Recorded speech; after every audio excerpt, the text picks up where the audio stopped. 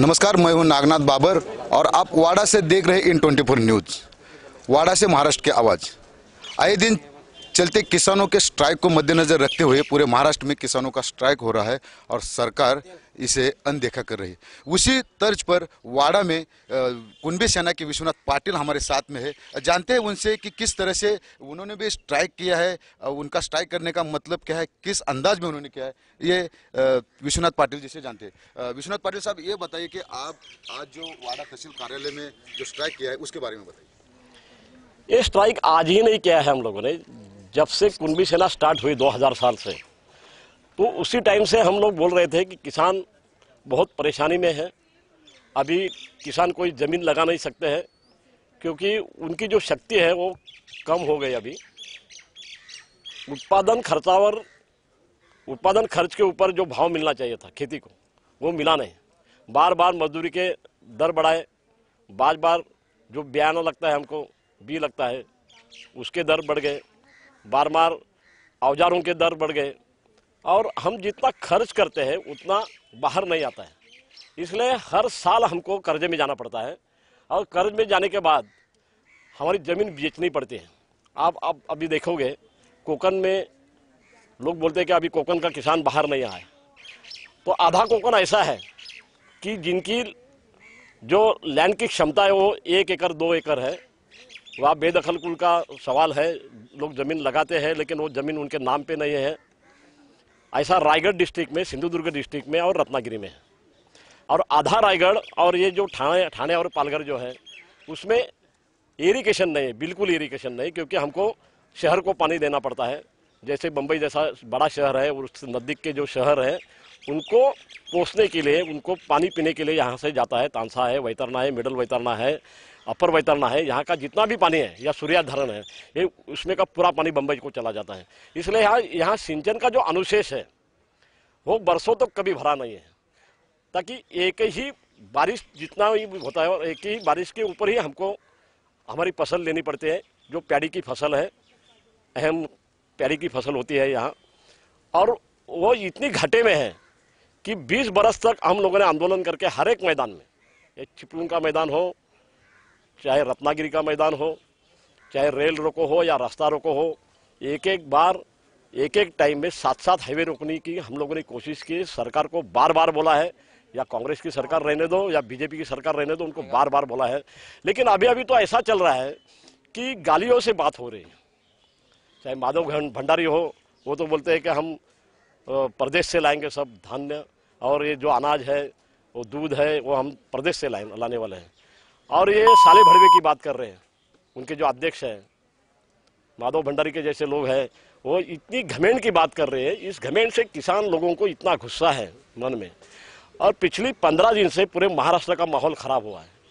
पूरे महाराष्ट्र के ऐसा समझो कि 40 या 45 जो किसानों के लिए काम करती है संस्था है, जैसे हमारी कुंभी सेना है। बिल्कुल सही है, विश्वनाथ पाटिल जी का यही कहना है कि जो भी किसानों के ऊपर कर्ज है उसको पूरी कर्ज माफी की जाए। और आज उन्होंने बैल और उसके साथ खेती के जो औजार है वो तहसीलदार को दिए हैं। हमारे साथ और भी किसान खड़े हैं, हम जानना चाहते हैं इनसे कि आखिर क्या मामला है, आप क्या चाहते हैं। आपका नाम? प्रफुल्ल पाटिल जी, बताइए कि आज आप यहाँ पर आए हैं काफ़ी किसान लोगों के साथ में तहसीलदार कार्यालय में, आप बताइए उस बारे में। हम लोग आए, 1 तारीख को निवेदन दिया। 1 तारीख में पूरा महाराष्ट्र में किसानों का संप चालू हुआ, पुलतांबा में वो चालू हो गया। उसके सपोर्ट के लिए पूरे हम लोग इकट्ठे हुए। माधव भंडारी जी ने कहा उस दिन कि हमारे इधर जब किसान लोग संप पे जाएंगे तो हम लोग पूरा देश से विदेश से माल मंगाएंगे और यहाँ का सरकार यहाँ के लोगों को अनाज दे देंगे बम्बई के लिए या पूरे शहरी लोगों के लिए।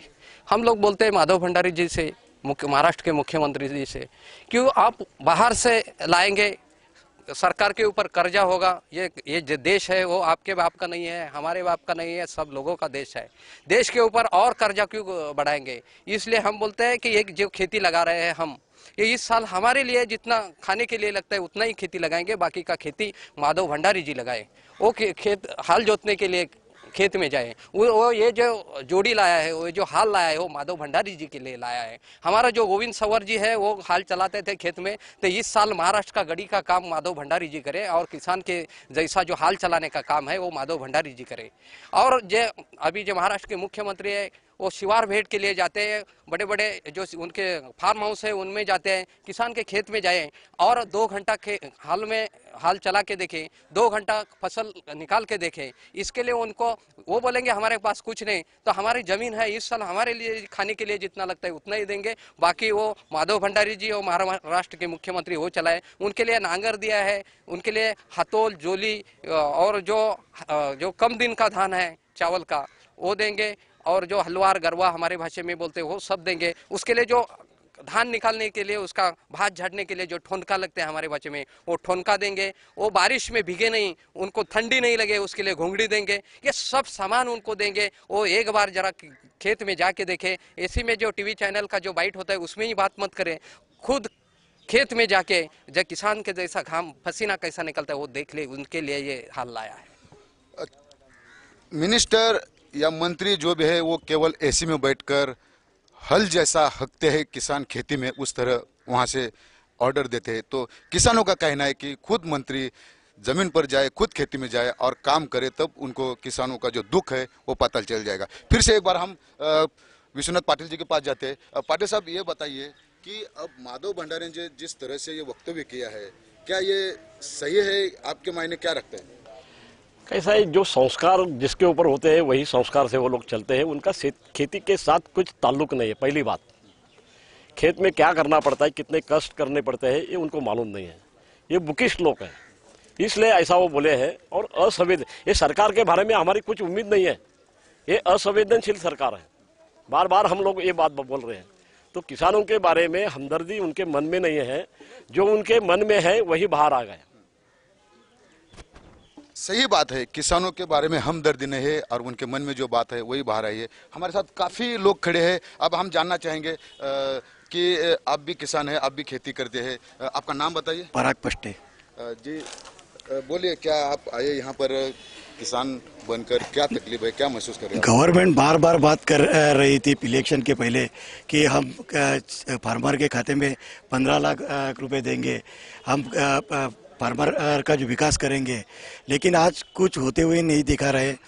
अभी जो शेतकरी के ऊपर जो कर्जा हुआ है वो कर्जे के बारे में नहीं बोल रही है, और जो अदानी वगैरह जो उद्योगपति है उनका कर्जा माफ़ कर रही है। तो फार्मर का जो कर्जा है वो पहले माफ़ करना चाहिए, उसके बाद में उनको बोलना चाहिए। ये बोलने वाली सरकार है, ये बोलने वाले सरकार का आवाज़ बंद करने के लिए हम इधर इकट्ठे हुए। सरकार केवल ऑर्डर देते हैं, हुक्म करते हैं, उनका आवाज़ बंद करने के लिए किसान यहाँ पर जमा है। हमारे साथ और भी किसान हैं। हम जानना चाहेंगे कि रत्नागिरी से भी आए हुए हैं। जरा आप बताइए, आपको क्या तकलीफ महसूस होती है? आप किसान होते हुए किस तरह से काम करते हैं? साहेब, आम्ही आज इथे आलोय कुणबी सेना प्रमुखांना बोलवण्यासाठी। रत्नागिरीमध्ये जसं आज इथे आंदोलन झालं केलं शेतकऱ्यांनी कर्जमाफीचे, तेच आंदोलन आम्हाला रत्नागिरीमध्ये उभं करायचं आहे। त्याच्यासाठी पाटील साहेबांना कुणबी सेना प्रमुखांना निमंत्रण देण्यासाठी आलोय की आमच्या रत्नागिरीमध्ये तुम्ही सहभाग द्या आणि तिथे आपण आंदोलन तुमच्या सर्वांच्या माध्यमातून उभं करण्यासाठी आम्ही आलेलो आहे। ये बोलेंगे। देखिए, रत्नागिरी से भी यहाँ किसान आए हैं जो कि कुणबी सेना के माध्यम से उनको वहाँ पर भी इस तरह का आंदोलन करना है। हमारे साथ और भी काफी यहाँ व्यक्ति खड़े हैं। जानते हैं, आपका नाम? चंद्रकांत भोईर, कल्याण से आए हैं। साथ में साहब ने अभी जो आंदोलन चालू किया है उसको पाठिंबा देने के लिए हम तालुका से आए। यहाँ पे जो देख रहे हम किसान लोगों की हालत, विश्वनाथ जी पाटिल साहब ने जो आज आंदोलन किया उसका प्रमुख उद्देश्य है कि महाराष्ट्र में नहीं तो पूरे देश भर में अभी किसानों के ऊपर जो अन्याय अत्याचार हो रहे उसके खिलाफ साहब ने जो आंदोलन किया है उसमें हम सहभागी है। और जो शासन है बीजेपी का सरकार, उसका हम धिक्कार करते हैं। बीजेपी का सरकार का धिक्कार करते हैं। और महाराष्ट्र सरकार में जो बीजेपी सेना युति की जो शासक बैठे हैं वो कहीं ना कहीं इनके नज़र में खरे नहीं उतरते आ रहे हैं। अब हम यहाँ पर रुकते हैं, यहाँ पर लेते एक छोटा सा ब्रेक के बाद फिर मिलते हैं इन 24 न्यूज़ पर। तुझे यहाँ से शहर कैसा दिखता है? बहुत बड़ा नज़र आता है ये शहर। खुद को बड़ा करेगा ना तो वही शहर छोटा नजर आएगा।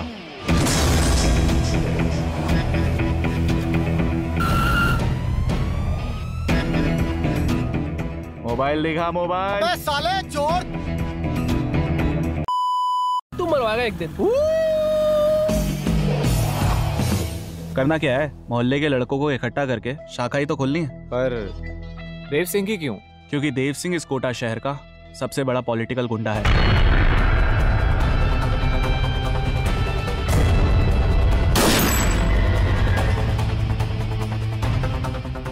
भौंक।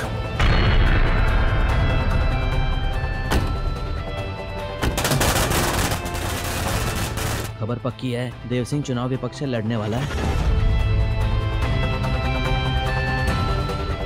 लोग हमें भुला दे, मगर हम कभी भी किसी को नहीं भूलते।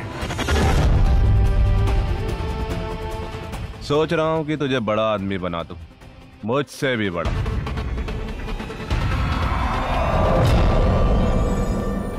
नदी में पत्थर फेंकने से कुछ नहीं होता विष्णु, वो बस इतनी बड़ी नदी में डूब जाता है।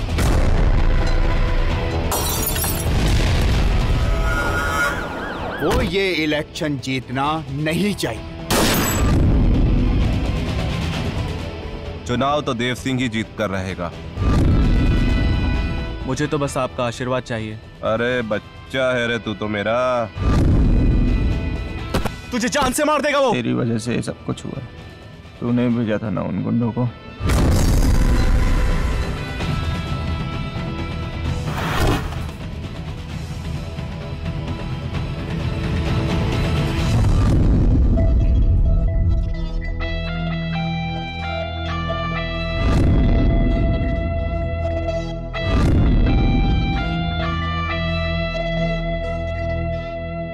ब्रेक के बाद फिर एक बार आपका स्वागत है इन 24 न्यूज़ पर।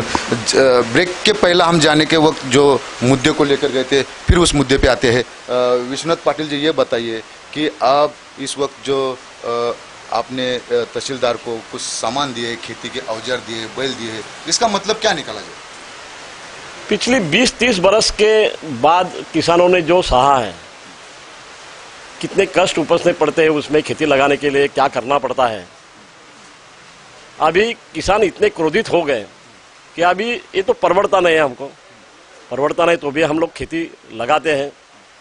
लेकिन जो सत्ताधारी है उनकी जो भाषा बाहर आ रही है, वो भाषा इतनी अरोगेंट है कि अभी किसानों ने फैसला किया है कि अभी हम खेती नहीं लगाएंगे।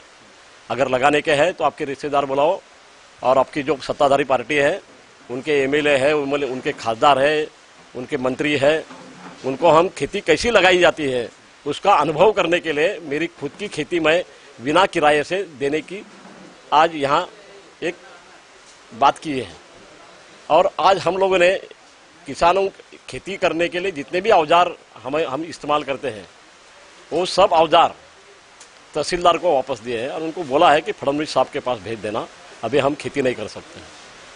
बिल्कुल सही है, खेती नहीं कर सकते किसान, इसलिए इन्होंने मुख्यमंत्री फडणवीस साहब के पास जो औजार भेजे हैं। अब देखना यह होगा कि मुख्यमंत्री फडणवीस खुद आकर खेती करते हैं या नहीं, वो तो आगे जाके ये पता चल जाएगा। आखिर सत्ता पे बैठने के बाद क्या कर सकते हैं और सत्ता से उतरने के बाद क्या कर सकते हैं, वो तो आगे का विषय है। अब फिर हम एक बार हमारे साथ किसान है, उनसे बात करना चाहेंगे। आप बताइए, जो यहाँ पर आप आए हैं। देखो, हम लोग यहाँ इस परिस्थिति से आए हैं कि गवर्नमेंट जो बोलता है वो करता नहीं है, क्योंकि बार बार गवर्नमेंट किसानों के हित की बात करता है, लेकिन हित की बात करके भी वो जो करना मांगता है वो कुछ भी करते नहीं है। क्योंकि किसान जो हमेशा जो सदियों से अपनी खेती करते आ रहे हैं, लेकिन खेती से कुछ उनको परवड़ता नहीं है, और नहीं परवड़ते तो भी वो खेती करते हैं और अपने भारत देश के लिए और सब भारतीयों के लिए अपना धान और फसल उगाते हैं। किसानों को बहुत सारी बैंक की सुविधा देते हैं, लेकिन बैंक की सुविधा देते हुए भी वहाँ वो सुविधा से किसानों को कुछ फायदा होता है कि नहीं वो देखते नहीं है। लेकिन असुविधा या किसी इससे फायदा न होते भी वो गवर्नमेंट ये किसानों की तरफ से वो बैंक का लोन जो है वो जबरदस्ती से वसूल करता है। ये हमारे इसमें महाराष्ट्र की इसमें एक इमू उद्योग 2009 से आया था। वो उद्योग भी किसानी के लिए हित के लिए कहा था, लेकिन नाबार्ड की ये जो योजना थी केंद्रीय यहाँ से जो आई हुई थी वो टोटली फ्लॉप हुई है।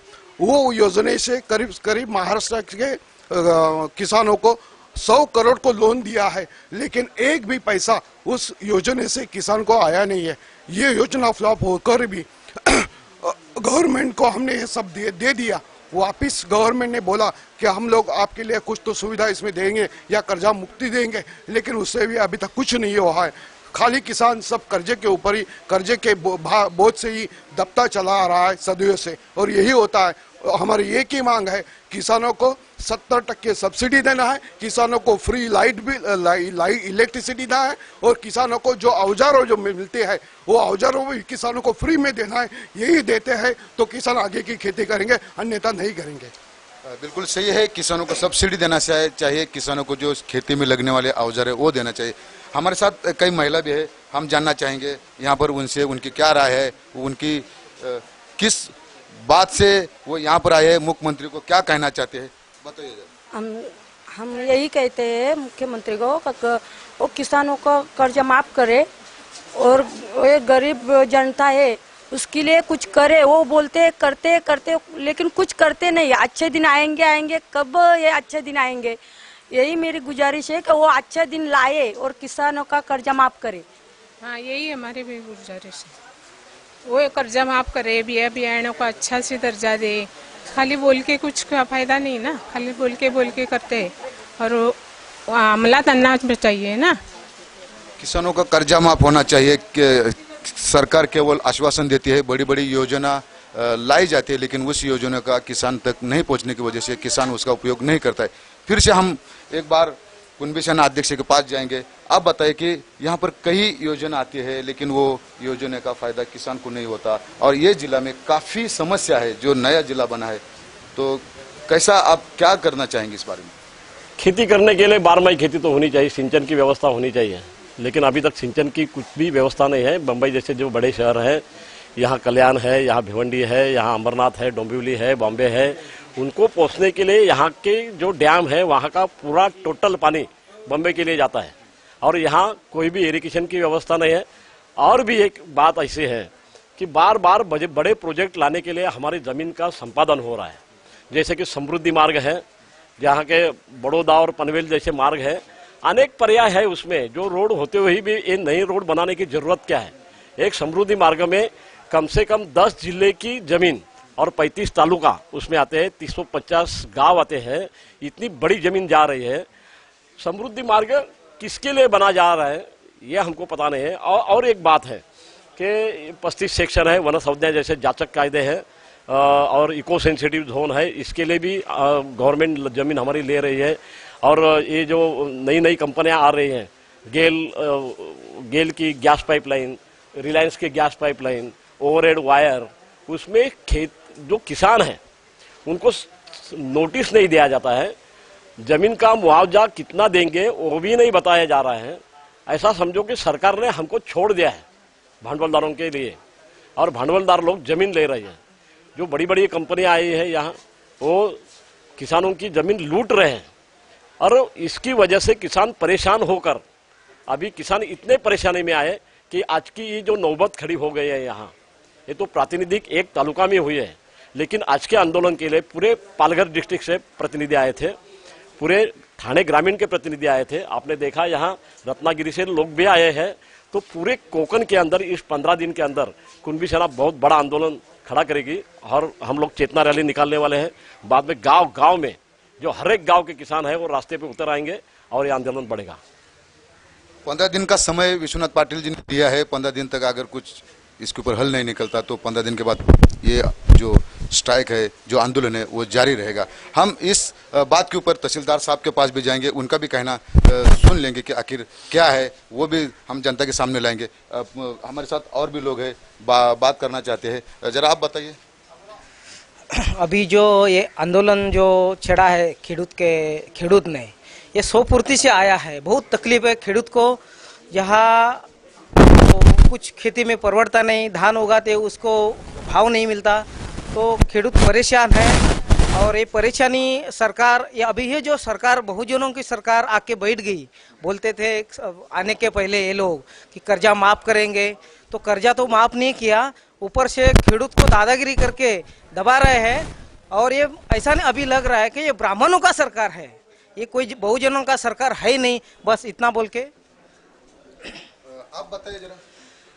अभी ये किसानों को जो धान का वगैरह जैसे खत है, खत का वगैरह जो प्रॉब्लम चल रहा है, इसमें सभी किसान परेशान है। और जो अभी माधव भंडारी और ये जो बोल रहे हैं कि हम बाहर से लाएंगे, तो इन्होंने ये जो इनको सरकार बैठने के लिए जो वोटिंग किया है, तो वोटिंग भी बाहर से लाके बैठने का ना। इन लोग किसानों का वोटिंग लेके जो सरकार बैठी है और किसानों को ही तकलीफ दे रहे हैं, इसलिए ये किसान अभी भड़क गए। अभी 15 दिन में पाटिल साहब ने जो बोला है, बहुत ही बड़ी जंग हो जाएगी कुणबी सेना के माध्यम से।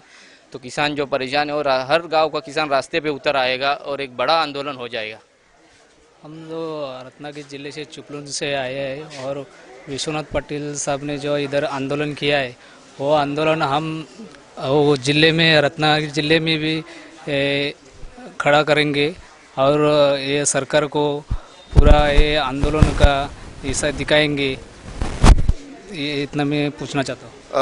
रत्नागिरी तक ये आंदोलन पहुंचने वाला है, पहुंच चुका है समझो, कि रत्नागिरी के लोग भी यहाँ पर जाते जाते। अभी हम आखिरी सवाल विश्वनाथ पाटिल जी से जानना चाहेंगे कि पाटिल साहब ये बताइए, आखिर आप क्या करना चाहेंगे? अगर इस मुद्दे पर आपने आंदोलन छेड़ा, काफ़ी लोग आपके साथ में आए, तहसीलदार को आपने कुछ सामान भी दिया, लेकिन अगर इस पे हल नहीं निकलता, आखिर किस तरह से आपका कदम रहेगा? क्या करना चाहेंगे सरकार की जो नींद है उसको जगाने के लिए? देखो, हम तो ऐसे ही मर गए, हम फ्रस्ट्रेशन में नहीं है। ये देश को पोसने का, पालने का काम हमने किया है, उसका हमको अभिमान है। लेकिन जिस तरह से किसानों को अपमानित किया जाए, हमारी हमदर्दी जो कोई हमारे बारे में जो हमदर्दी जताना चाहिए वो हमदर्दी जतानी नहीं जाती है। जो सत्ताधारी लोग हैं वो बहुत घमंड की बात कर रहे हैं। इस लोग अभी जो हम सोच रहे हैं, गांव गांव में जाके हम लोग आर पार की लड़ाई करने वाले हैं, पूरा ठप्प कर डालेंगे और गवर्नमेंट को ऐसा मजबूर बनाएंगे हम लोग कि हमारा आवाज़ जो है वो बुलंद हो जाएगा और किसानों के हमारे जीत हो जाएगी। ये बात बिल्कुल पक्की है। बिल्कुल सही है, इनका आवाज़ अभी बुलंद होने वाला है, ये अभी विश्वनाथ पाटिल जी ने कहा। इस वक्त के लिए हम यहीं पर रुकते हैं। वीडियो जर्नलिस्ट विजय घरत के साथ मैं हूं नागनाथ बाबर। आप देखते रहिए इन 24 न्यूज, वाड़ा, पालघर।